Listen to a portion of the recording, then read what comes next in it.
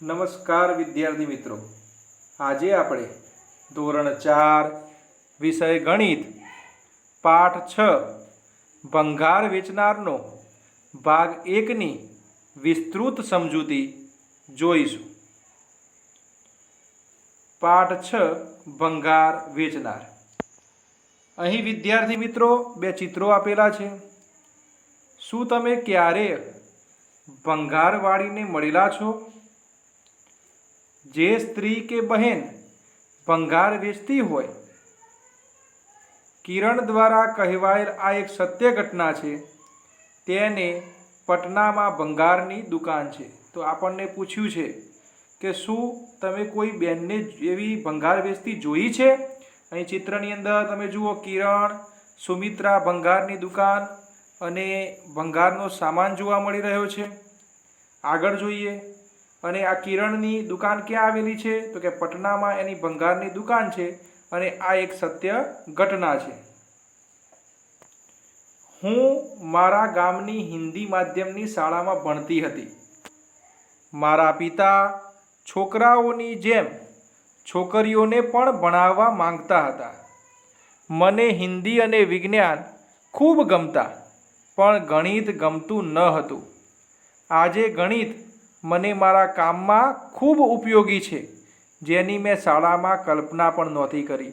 તો આ વાત કોણ કરે છે? કિરણ કહે છે કે હું હિન્દી માધ્યમની શાળામાં ભણતી હતી અને મારું ગણિત એ સમયે કાચું હતું, પરંતુ આજે જે મારો ભંગારનો ધંધો છે એ ભંગારના ધંધાની અંદર એ ખૂબ ઉપયોગી થઈ રહ્યું છે। તમે શું કહો છો? શું તમને ગણિત અઘરું લાગે છે? તો વિદ્યાર્થી મિત્રો, જો તમે ગણિતનો નિયમિત મહાવરો કરતા હશો તો તમે એમ જ કહેશો કે અમને ગણિત સરળ લાગે છે, પરંતુ ગણિતનો નિયમિત મહાવરો નહીં હોય તો તમને ગણિત અઘરું લાગશે। બીજો પ્રશ્ન છે, તમારા ગણિતના પાઠ્યપુસ્તકમાં સૌથી અઘરું શું લાગે છે? તો એ તમારે વિદ્યાર્થી મિત્રો કહેવાનું છે। મેં પહેલાં પણ કીધું હતું કે જો આપણે ગણિતના નિયમિત મહાવરા કરીએ, એના દાખલા ગણીએ તો ગણિત એકદમ સરળ બની જાય છે। ત્રીજો પ્રશ્ન છે, સૌથી સહેલું પ્રકરણ કયું છે? તો વિદ્યાર્થી મિત્રો તમારે વિચારીને આમાં જાતે જવાબ લખવાનો છે। હવે આપણે આગળ જોઈએ। જ્યારે હું નાની હતી ત્યારે મારા પિતા એક અકસ્માતમાં મૃત્યુ પામ્યા। તેથી મારી માતા કેટલાક ઘરમાં નોકર તરીકે કામ કરતી હતી। અમારો એ મુશ્કેલ સમય હતો। મારે 8મા ધોરણ પછી શાળા છોડવી પડી। હું આગળ અભ્યાસ કરવા માંગતી હતી, પણ મારી માતાએ મારા લગ્ન કરી દીધા।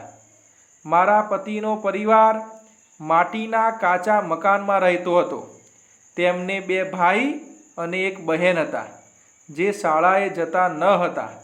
તેમને ચાની દુકાન હતી। તો અહીં પ્રશ્નો વિદ્યાર્થી મિત્રો આપ્યા છે। પ્રથમ પ્રશ્ન જોઈએ કે બીજા લોકોને પૂછીને 1 કપ ચાની કિંમત શોધો। તો જવાબની અંદર અમારે ત્યાં 1 કપ એટલે કે આપણે અડધી કે કટિંગ ચા જેને કહીએ છીએ એ ચાની કિંમત 5 રૂપિયા છે। અને હોટલની અંદર એ કપ ચાની કેટલી છે?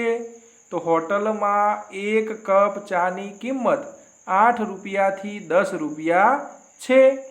બીજા નંબરનો પ્રશ્ન છે, જો એક વ્યક્તિ ચાની દુકાન ચલાવી રોજના 30 રૂપિયા કમાય છે, તો તે 10 દિવસમાં કેટલા કમાશે?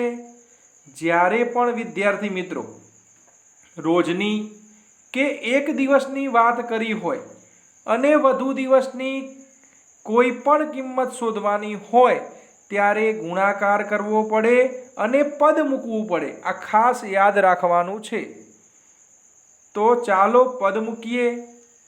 રોજ એટલે 1 દિવસની। હવે 1 દિવસની કમાણી બરાબર 30 રૂપિયા, તો 10 દિવસની કમાણી બરાબર કેટલી? જે પ્રશ્નાર્થ ચિહ્ન છે એને આપણે કેટલી વાંચીશું। હવે મેં તમને કહ્યું હતું કે પ્રથમ સંખ્યા હંમેશા છેદમાં જાય અને બાકીની 2 સંખ્યા ઉપર એટલે કે અંશમાં જાય। તો અહીં પ્રથમ સંખ્યા 1 છે જે છેદમાં જશે અને 30 અને 10 જે બાકીની બે સંખ્યાઓ છે એ અંશમાં જશે। હવે છેદમાં 1 લખીએ કે ના લખીએ એનો કોઈ ફરક પડતો નથી, તો અહીં 30 ગુણ્યા 10 કરી દઈશું, તો 30 ગુણ્યા 10 એટલે 300 રૂપિયા થશે। તો 10 દિવસની અંદર વ્યક્તિ ચાની દુકાન ચલાવીને 300 રૂપિયા કમાશે। હવે આગળ પ્રશ્ન છે અને 1 મહિનામાં, તો હવે આપણે જોઈએ કે 1 મહિનામાં વ્યક્તિ કેટલા પૈસા કમાશે। તો 1 મહિનાની અંદર, તો 1 મહિનો એટલે 30 દિવસ થાય, તો હવે 1 મહિનો એટલે 30 દિવસ, તો 1 દિવસની કમાણી બરાબર 30 રૂપિયા। તો 30 દિવસની કમાણી બરાબર કેટલી? તો અહીં પણ 1 છેદમાં જાય જેનું કોઈ મહત્વ નથી અને બાકીના બંને 30 અંશમાં જાય એટલે 30 ગુણ્યા 30। હવે આપણે 3 તરી 9 કરી દેવાના અને પ્રથમ 30ના 3ની પાછળની શૂન્ય અને બીજા 30ના 3ની પાછળની શૂન્ય, એમ 2 શૂન્ય 9ની પાછળ મૂકી દેવાની એટલે આપણો જવાબ આવશે 900। 3 તરી 9 કરવાના અને પાછળ 2 શૂન્ય મૂકી દેવાની એટલે આપણો જવાબ આવી ગયો 900। હવે આગળ જોઈએ કે હું મારો સ્વતંત્ર ધંધો ચાલુ કરવા માટે વિચારતી હતી। મેં બંગડીની દુકાન અથવા દરજીની દુકાન શરૂ કરવાનું વિચાર્યું, પરંતુ મારા કાકાએ કહ્યું આપણે ભંગારની દુકાન ખોલી વધુ કમાઈ શકીએ। મેં અને મારા સાસુએ 2001માં ભંગારની દુકાન શરૂ કરી। અમે દુકાન માટે 8000 રૂપિયાનું ધિરાણ પણ લીધું।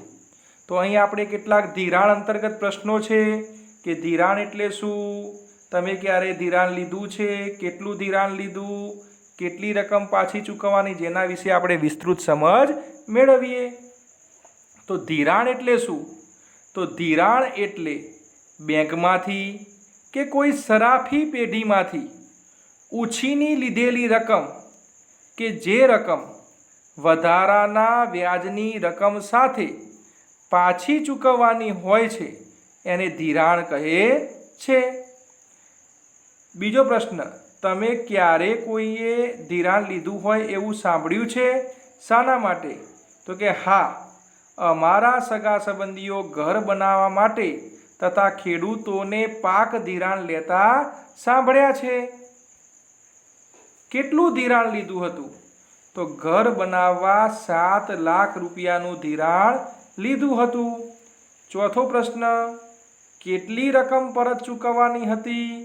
તો જ્યારે રકમ પરત ચૂકવવાની હોય ત્યારે એમાં વ્યાજ ઉમેરી દેવામાં આવે છે એટલે 1 વર્ષ પછી 7,63,000ની રકમ પરત ચૂકવવાની હતી।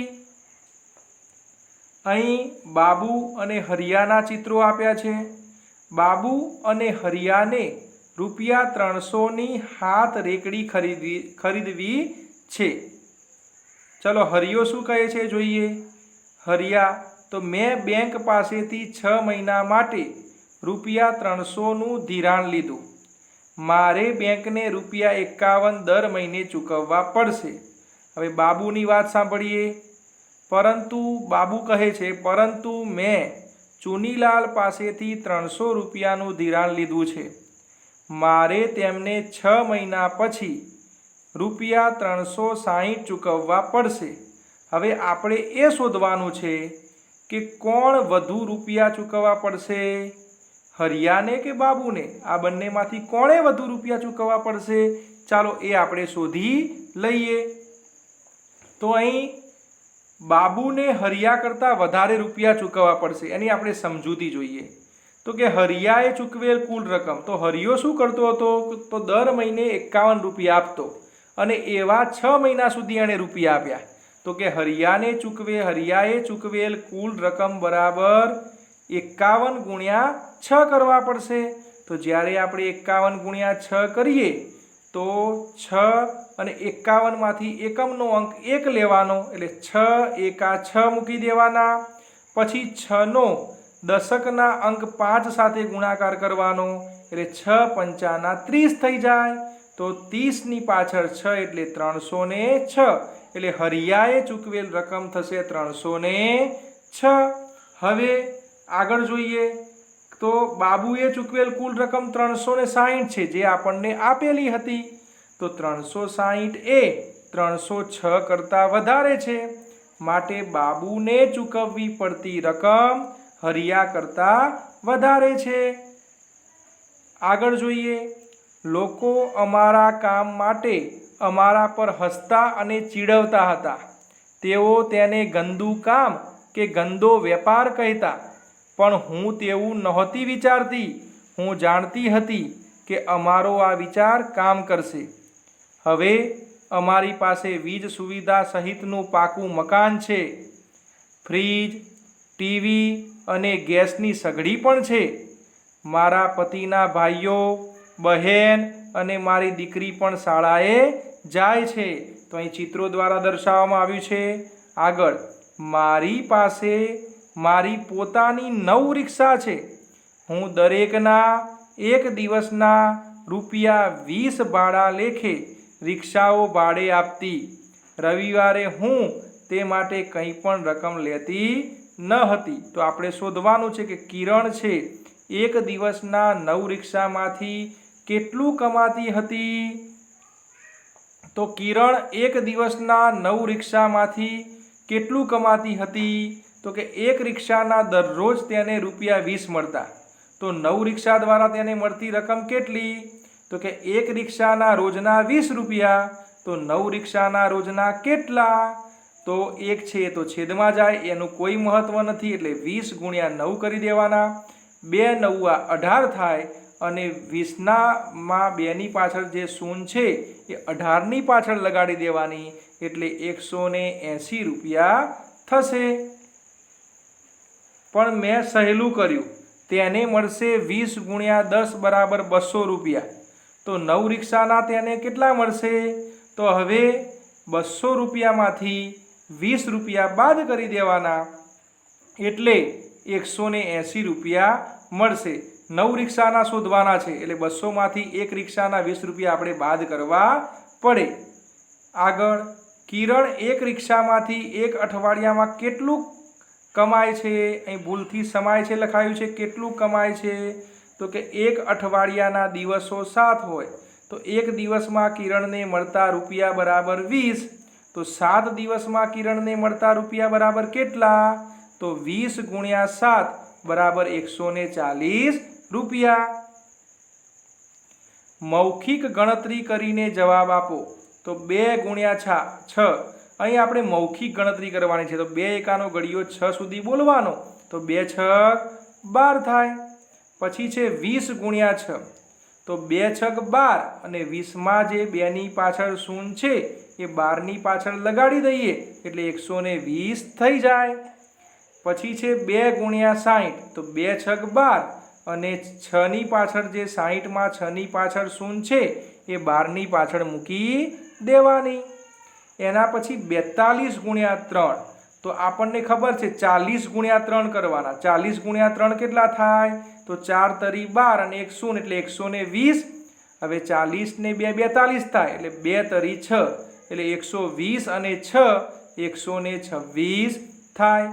ચલો આ બાજુ, તો કે 80 ગુણ્યા 4 ગુણ્યા 80, તો 4 અઠ્ઠાના 32, અને 80માં 8ની પાછળ શૂન્ય છે એ 32ની પાછળ લગાડી દેવાની। એ જ રીતે 4 ગુણ્યા 81, તો 80 ચોક 320 થાય। પછી 80 ને 1 81 થાય, એટલે 4 એકા 4, એટલે 320 ને 4 324। હવે 25 ગુણ્યા 9, તો હવે 25 દાન 250, અને એમાંથી 25 બાદ કરી દઈએ, એટલે આપણને 225 મળી જાય। 31 ગુણ્યા 9, એ જ રીતે 31 દામ 310માંથી 31 એકા 31, એટલે કે 310માંથી 31 બાદ કરીએ તો આપણને 279 મળે, અથવા તો 9 એકા 9 કરી દેવાના, અને પછી 9નો 3 સાથે ગુણાકાર, 9 તરી 27, તો 9ની આગળ 27 લખી દઈએ, એટલે 279 થઈ જાય। ચલો હવે આગળ જોઈએ કે મારી પોતાની નાની ભંગારની દુકાન છે. હું ભંગાર ભેગો કરવાવાળા પાસેથી ભંગાર ખરીદું છું. તેઓ ઘરે ઘરે જઈને હાથ લારીમાં ભંગાર લઈ આવે છે. પછી હું તેને મોટી દુકાને વેચું છું. આ ભંગારનું કેટલું ચૂકવવું પડશે? તો કિરણે ભંગાર ભેગો કરવાવાળા પાસેથી થોડો ભંગાર ખરીદ્યો. આજનો ભાવ જોવા માટે ભાવપત્રક જુઓ. ભંગારનો ભાવ જાણવામાં કિરણને મદદ કરો. તો અહીં આપ્યું છે કે 1 કિલોગ્રામ વર્તમાનપત્રની કિંમત 15 રૂપિયા. તો 30 કિલોગ્રામ વર્તમાનપત્રની કિંમત 15 ગુણ્યા 30 બરાબર 450 રૂપિયા છે. તેથી 31 કિગ્રા માટે તે ચૂકવશે ખાલી જગ્યા રૂપિયા. એ આપણે શોધવાનું છે. તો 31 કિલોગ્રામ વર્તમાનપત્ર માટે કિરણે કેટલા ચૂકવવા પડશે એ આપણે શોધવાનું છે. અહીં 1 કિલોગ્રામ વર્તમાનપત્રની કિંમત 15 રૂપિયા છે. તો ચાલો આપણે ગણતરી કરીએ. તો 31 કિગ્રા વર્તમાનપત્ર માટે કિરણે કેટલા ચૂકવવા પડશે? તો કે 1 કિલોગ્રામ વર્તમાનની કિંમત 15 રૂપિયા છે. 30 કિગ્રાની કિંમત 15 ગુણ્યા 30 બરાબર 450 રૂપિયા. તેથી 31 કિગ્રા માટે તે ચૂકવશે એ શોધવાનું છે. સમજૂતી: 1 કિગ્રા વર્તમાનપત્રની કિંમત બરાબર 15 રૂપિયા. તો 31 કિગ્રા વર્તમાનપત્રની કિંમત બરાબર કેટલી? તો 31 ગુણ્યા 15 કરવા પડે. હવે જ્યારે આપણે 31 ગુણ્યા 15 કરીએ છીએ એટલે નીચે બે સંખ્યા હોય એટલે પ્રથમ આપણે શૂન્ય મૂકી દઈશું. હવે ખાસ યાદ રાખવાનું કે પ્રથમ બે સંખ્યામાં આપણે એકમનો અંક લેવાનો છે અને નીચેની બે સંખ્યામાં શરૂઆત દશકના અંકની કરવાની છે. તો નીચેની 15 સંખ્યામાં દશકનો અંક 1 છે અને ઉપરની 31 સંખ્યામાં એકમનો અંક 1 છે. તો નીચેની સંખ્યાનો દશકનો અંક અને ઉપરની સંખ્યાનો એકમનો અંક.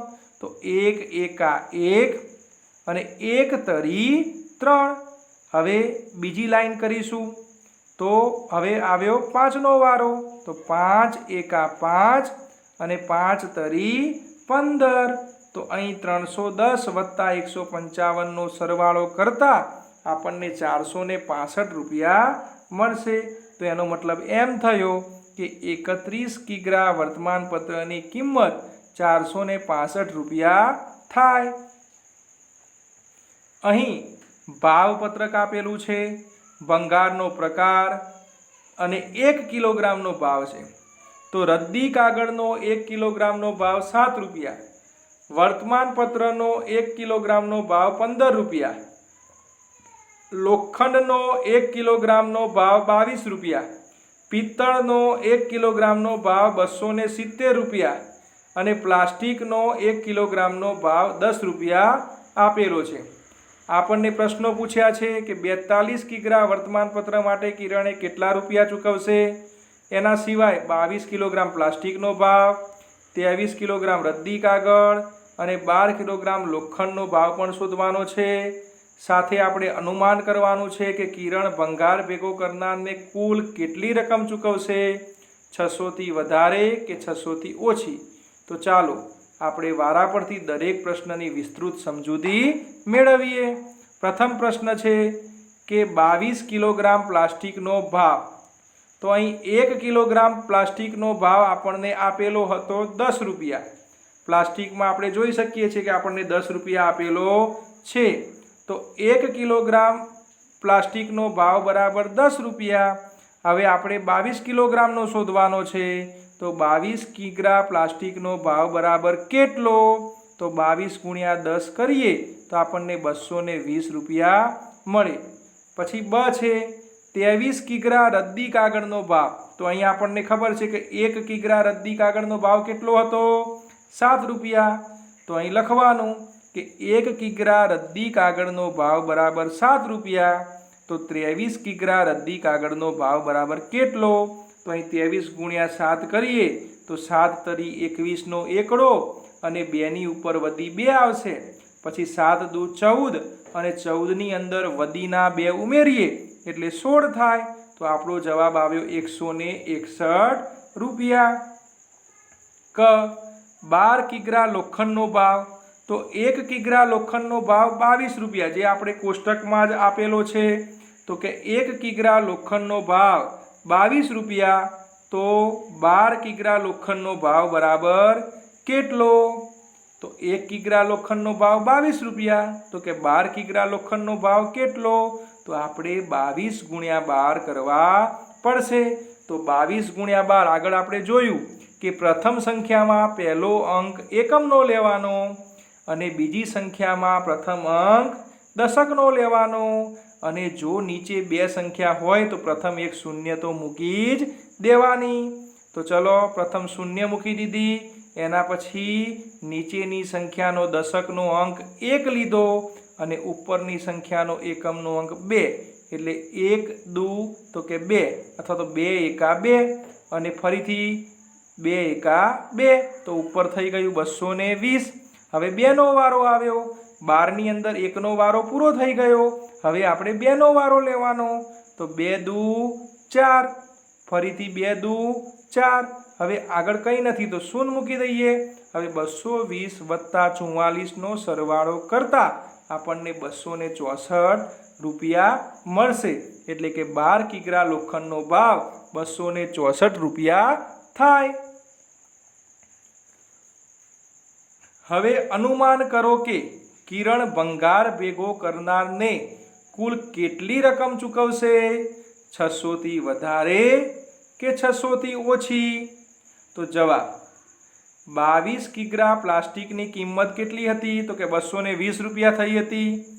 23 કિગ્રા રદ્દી કાગળની કિંમત 161 રૂપિયા થઈ।